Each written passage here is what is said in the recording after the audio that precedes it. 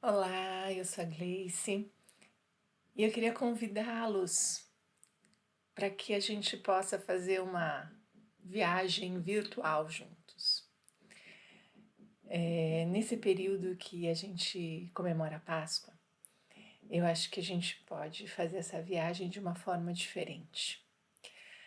A Páscoa, ela surgiu como uma comemoração da libertação do povo no Egito, né? Daquela passagem de Moisés libertando o povo hebreu. E ela é a comemoração de uma vida nova. Ela é, na verdade, uma comemoração dos judeus. E por isso, na época do Cristo, ela já existia, né? Porque ela é anterior a ele. E é nesse momento de Páscoa que Jesus vai reunir os seus discípulos e vai fazer a última ceia, né? É nesse período que ele vai convidá-los a ir até a Jerusalém para a grande comemoração da Páscoa. Então os judeus se reuniam lá para fazer essa grande festa, né? Eles iam todos para as sinagogas. E Jesus vai com os seus discípulos também para Jerusalém para essa comemoração. E um pouquinho antes da entrada de Jerusalém, ele para e pede a um dos discípulos que desamarre uma jumentinha para que ele possa entrar em Jerusalém sentado nela, né? E ele diz para eles que assim teria que ser feito para que se cumprisse as escrituras. Porque lá nas escrituras, no Antigo Testamento, um dos profetas diz que o Messias entraria, né, na cidade montando uma jumentinha e seria recebido, ovacionado por todos. Então, para que se cumprisse as escrituras, o mestre pede para que um dos discípulos traga a jumentinha e ele entra nela, na cidade, aonde as pessoas vão jogando os ramos no chão, as folhagens no chão e batendo palmas por receber aquele que já era conhecido como um Messias, um Salvador, alguém que curava, uma esperança para o povo judeu. Né? Já fazia 3 anos que Jesus pregava, que ele curava, que ele estava no meio das pessoas e era conhecido. Então ele entra e é ovacionado na cidade, recebido com palmas por todo aquele povo que demonstrava ali seu amor em recebê-lo. E aí ele vai para casa de amigos, né, e passa a semana lá aguardando a festividade da Páscoa, que seria no próximo domingo. E é durante essa semana que ele faz a última ceia, que ele convoca todos os discípulos para conversar com eles pela última vez e dizer que era chegado o momento dele, que ele seria entregue, que ele voltaria ao Pai.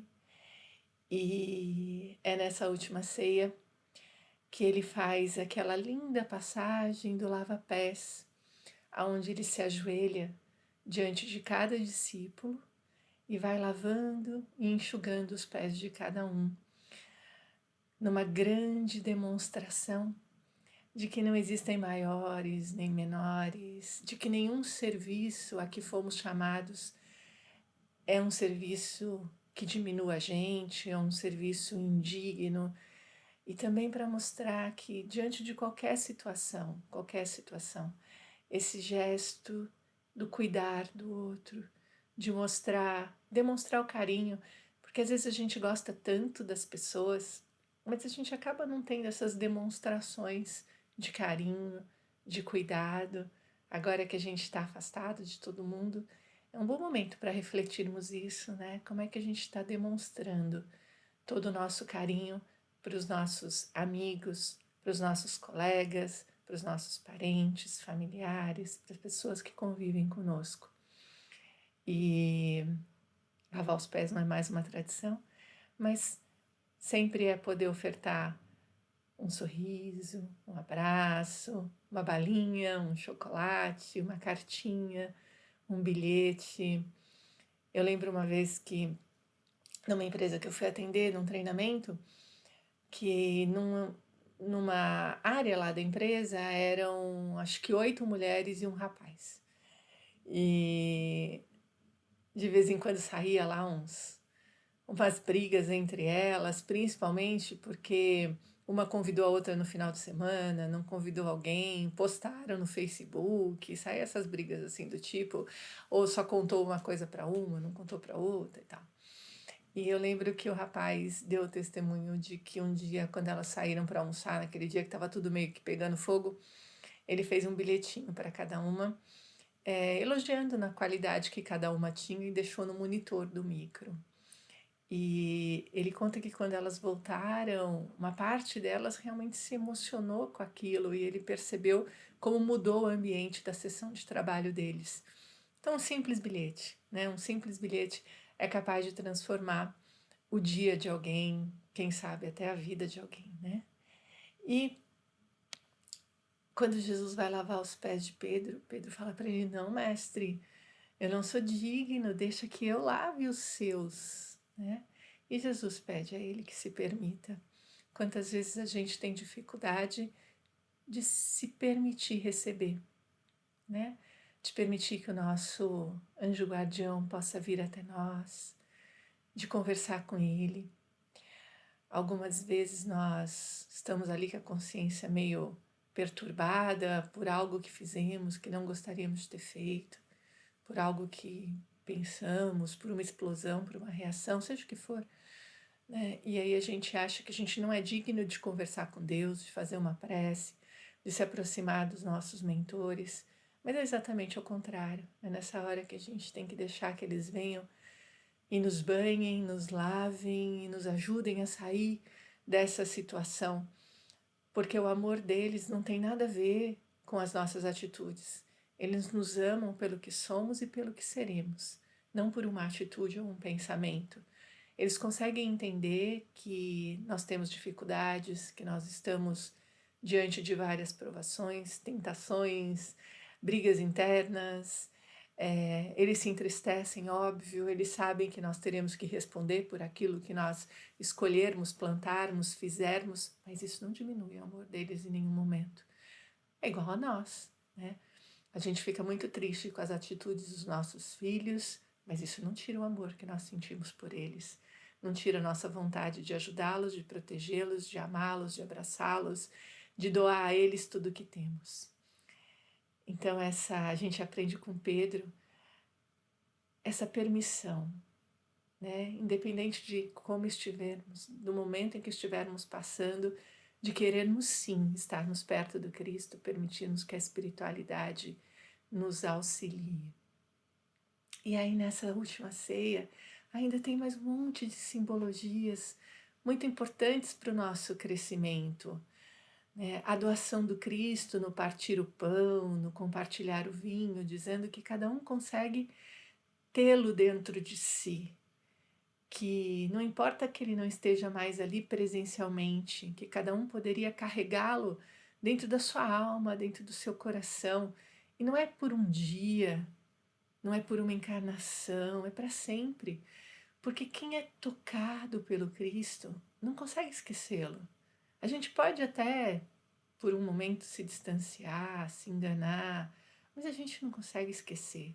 A nossa alma pede para que sejamos melhores. A nossa alma sente falta de amor, de evolução, de caridade, de compartilhar, de estar junto. Se hoje a gente ama o Cristo, se hoje a gente tem vontade de segui-lo, é porque em algum momento a gente foi socorrido em nome dele. É porque em algum momento alguém em nome dele nos buscou, nos estendeu a mão, nos deu esperança, nos ensinou algo, né? E é por isso que é tão forte na nossa alma essa vontade de ajudar, essa vontade de não perder nossa encarnação nas ilusões, só no dia a dia, em fazer as tarefas, em cumprir o que tem que ser cumprido, né, em não fazer o mal. A gente quer ir além, a gente quer fazer o bem, né? A gente quer levar o nome de cristão. E nessa última ceia, ele diz ainda que um dos discípulos iria traí-lo e que um dos discípulos iria negá-lo. que por mais que eles estivessem juntos há tanto tempo e se amassem, que isso ainda iria acontecer. E quando Jesus fala isso, todos se entreolham com aquela cara de quem será, né? Muito preocupados em identificar quem vai errar. E Pedro é o único que diz: Senhor, serei eu? Eu que irei traí-lo? E Jesus diz para ele: Não, Pedro, mas você ainda irá me negar antes que esse dia termine. Então, Pedro tinha uma confiança tão grande em Jesus que quando Jesus diz que alguém iria traí-lo, Pedro pergunta: serei eu? Ou seja, eu tenho ciência de que eu ainda sou frágil. Eu tenho ciência que às vezes eu faço coisas que eu me arrependo depois. Né? Eu tenho ciência que às vezes eu ainda ajo por medo. E ele tinha tanta confiança no Cristo, tanta confiança no Cristo, que ele pergunta: serei eu? Ou seja, tu sabes mais do que eu, tenho certeza. Né? E Pedro se entristece com aquilo, em saber que de alguma forma ele ainda era frágil, que ele ainda poderia fazer algo que ele não queria. É o que Paulo vai falar lá na frente, né? Por que às vezes a gente não faz o que a gente gostaria de fazer e ainda faz o que a gente não gostaria mais de fazer? É o dilema da nossa evolução, é a prova de que estamos caminhando, que ainda temos muito que aprender, que não podemos deixar nossa reforma íntima, nossa autorreflexão nenhum dia da nossa vida, porque é isso que nos mostra onde estamos acertando, errando, os ajustes.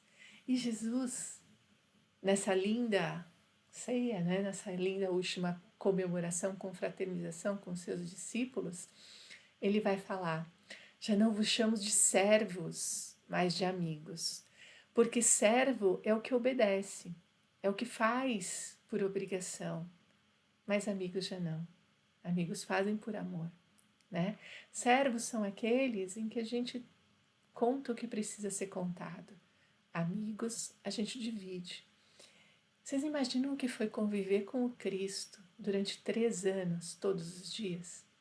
O que deve ter sido para cada discípulo testemunhar as curas, ouvir as novidades. Jesus trouxe um mundo inteiramente novo.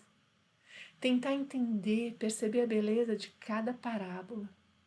Estar com ele todas as noites, refletindo sobre como foi o dia, sobre os medos, receios de cada um. Imagina o que era a vibração do Cristo. Imagina o que é poder estar do lado, o que foi poder estar do lado desse Espírito encarnado. Então, com certeza, cada discípulo amava muito, muito, muito ele. E quando termina essa ceia, ele convida alguns dos discípulos a subirem com ele no horto, a fazerem uma oração. E quando ele está lá, fazendo sua oração, porque ele sabia o testemunho que vinha pela frente, ele sabia do quanto ele precisava estar íntegro com o Pai, ele sabia estar na matéria, e quanto essa matéria ainda sofre a dor, né? Ele sabia que seu coração se entristeceria diante de tanta dor, de tanta ignorância. Como era triste partir e ver que a gente ainda não tinha absorvido quase nada do que ele nos passou. Então ele vai fazer a sua oração, a sua ligação. E na Boa Nova tem um capítulo que eles dizem que nesse momento ele é todo revestido para que o máximo seja aliviado. E durante esse seu esforço maior, ele olha para trás e os discípulos tinham adormecido. E ele chama cada um deles e diz: não é possível que nesse último momento vocês não consigam estar comigo, que vocês não consigam ser vigilantes para testemunhar esse momento de tudo que está acontecendo. E eles representam a gente diante de um momento de tanta dor, diante de um momento em que Jesus pede a nossa vigilância, a nossa oração, a nossa prece, a nossa vibração, porque ainda vai acontecer. Às vezes a gente adormece. Às vezes é o cansaço, às vezes é a tristeza, às vezes é não querer ver, às vezes é a invigilância. Mas os discípulos foram os testemunhos das nossas fragilidades, da nossa falta de entendimento perante um momento tão importante. Mas Jesus não desiste deles por causa disso. Ele entende as suas fragilidades e pede a eles novamente que orem, que fiquem em vigilância. E é o que Jesus faz conosco também. A gente adormece, a gente esquece, a gente cai em vigilância, mas Ele manda amigos, encarnados e desencarnados, darem um cutucãozinho na gente. Se não são os amigos, são mensagens. Às vezes alguma dor é necessária, mas de uma forma ou de outra a gente desperta novamente e entra de novo nesse campo para continuar a nossa evolução. E é nesse momento que Judas aparece e dá um beijo na face do Cristo, que era o sinal para identificar aos guardas de que aquele era Jesus. E os guardas realizam a prisão do Cristo. Pedro tenta defendê-lo, saca da espada, chega a cortar a orelha de um guarda. E Jesus fala para ele: embainha a tua espada, Pedro. Porque não vai ser pela violência que a gente vai conquistar o reino dos céus. Às vezes, quando a gente é chacoalhado, sacudido por uma violência, isso mexe fundo na nossa alma, principalmente quando a violência é com quem amamos tanto, né? E Jesus ainda tem que curar o guarda antes de descer preso. E aí a gente vai se perguntar: por que Judas fez isso? Por que Judas vai entregar o Cristo? Será que Judas não amava o Cristo? Será que alguém que conviveu com ele 3 anos pode não amá-lo? Né? Será que alguém nasce com o objetivo de uma traição? Com o objetivo de um assassinato? Com o objetivo de fazer mal a alguém? Nós sabemos que não. Não seria justo. Deus não colocaria um peso nas costas de alguém desse tamanho. Não seria justo alguém nascer para fazer o mal, alguém nascer para ser capaz de realizar um assassinato, uma traição, algo que faça mal aos outros. Não. Todos nós nascemos para o bem, para a evolução. Mas nós temos o livre-arbítrio, né? E nós cedemos às influências internas nossas e externas. Se não carregarmos isso na alma, não tem influência externa que consiga nos tirar da nossa essência. Mas nós ainda somos espíritos frágeis, em crescimento, em evolução, e trazemos dentro de nós ainda várias angústias, o egoísmo, ainda temos a ganância, ainda temos as ilusões do poder, do resolver de forma imediata, do ser da nossa forma. E Judas, ele era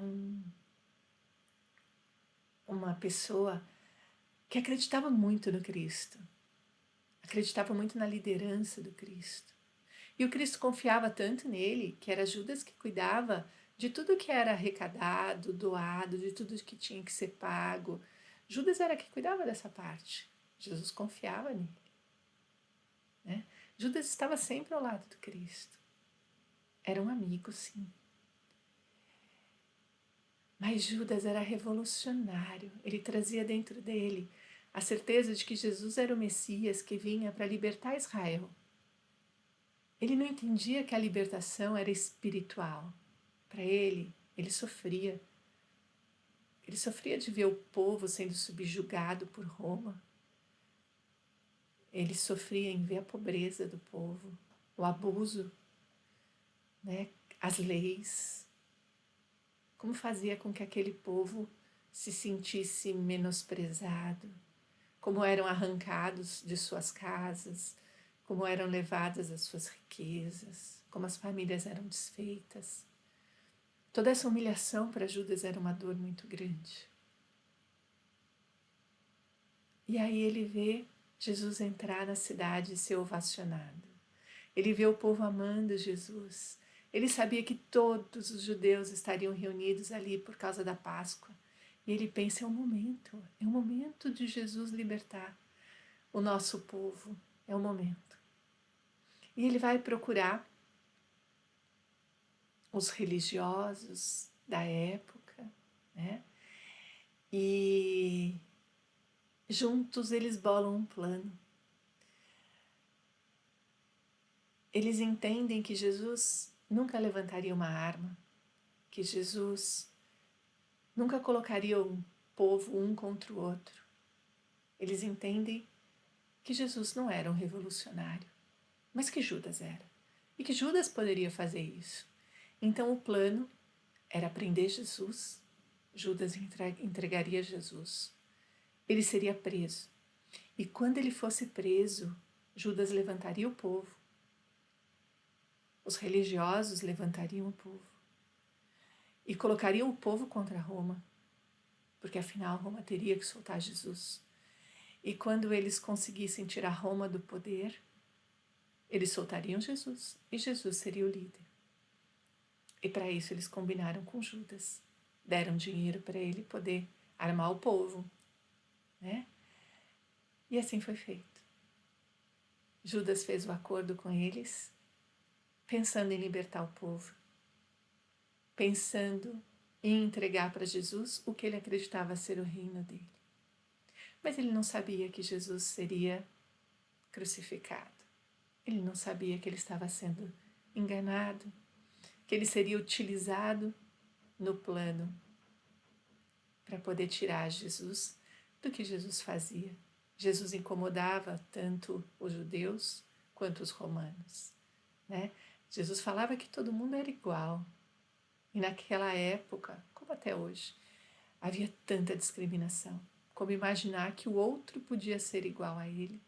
Como imaginar que um servo, um escravo, um pedinte poderia ser igual ao dono da fazenda, ao romano, né, ao guarda e a tantos outros. Eles não conseguiam imaginar isso.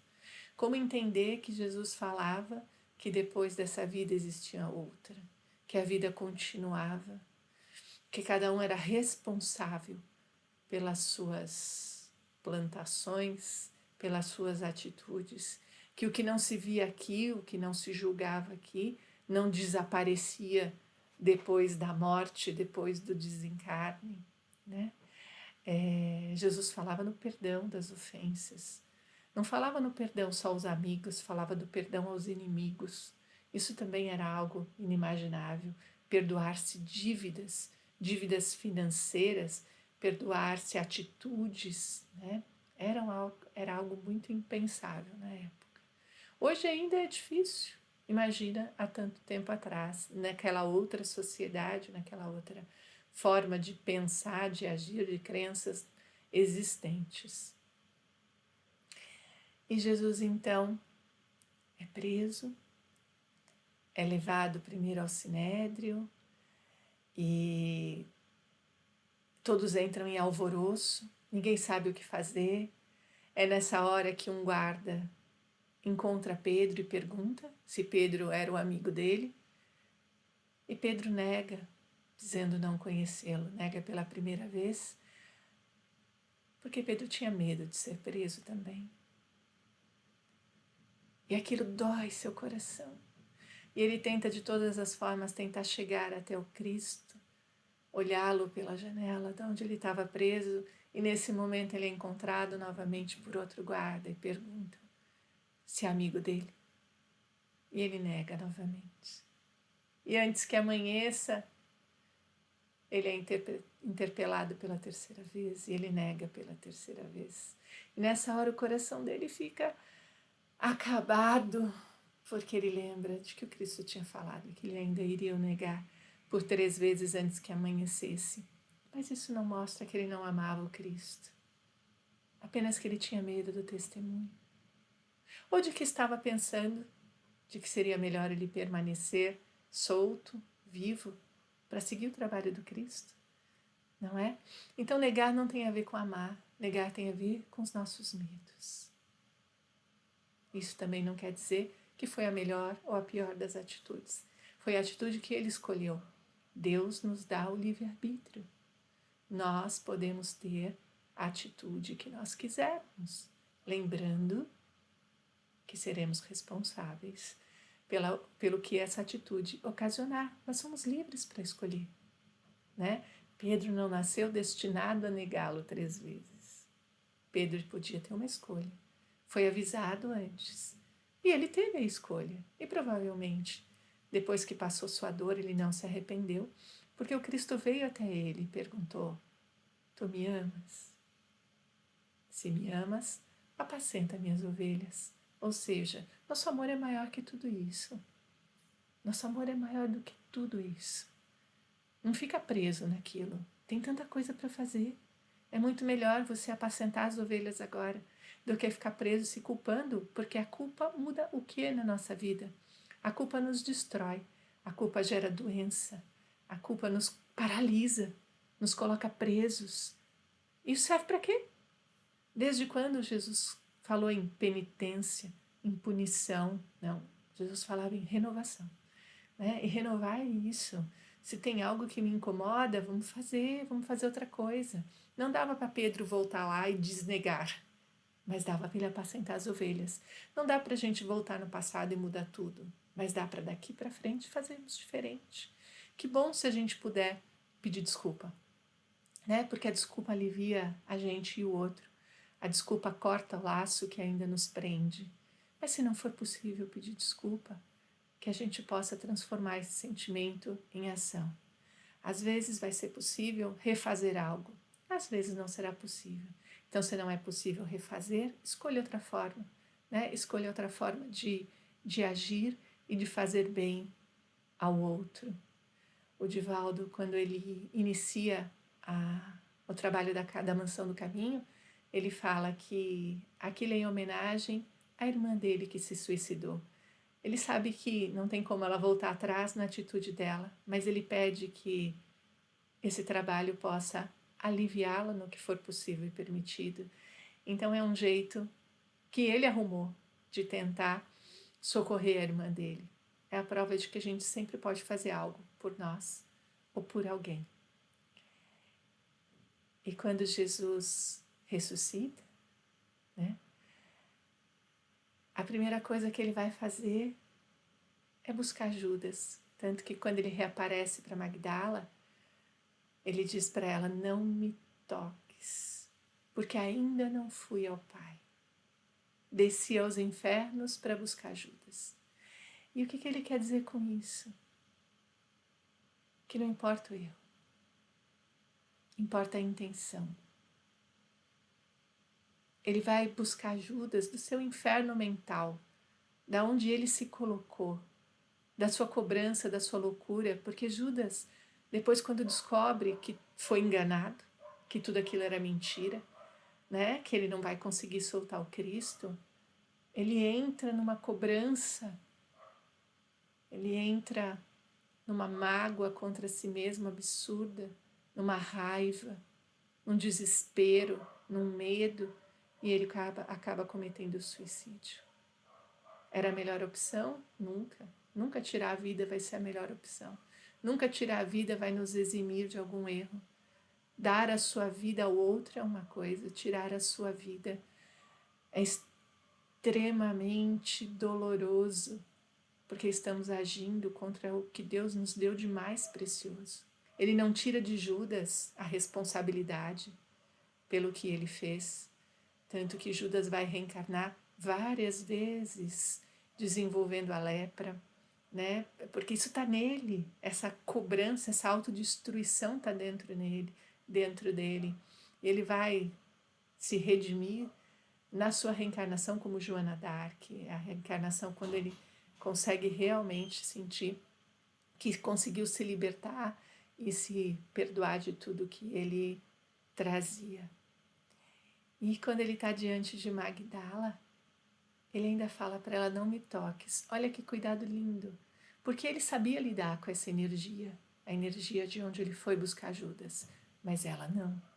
Olha o cuidado que o Cristo tem conosco, de não nos dar nem nos expor a nada que nós ainda não podemos carregar, a nada que ainda nos faça mal. Olha que carinho lindo. Então, nesse período de Páscoa, essa viagem toda que a gente fez até aqui, é só para contar que essa grande comemoração é a comemoração da vida, é a comemoração da libertação, da renovação. É a comemoração de que Jesus está sempre conosco, sempre. Né?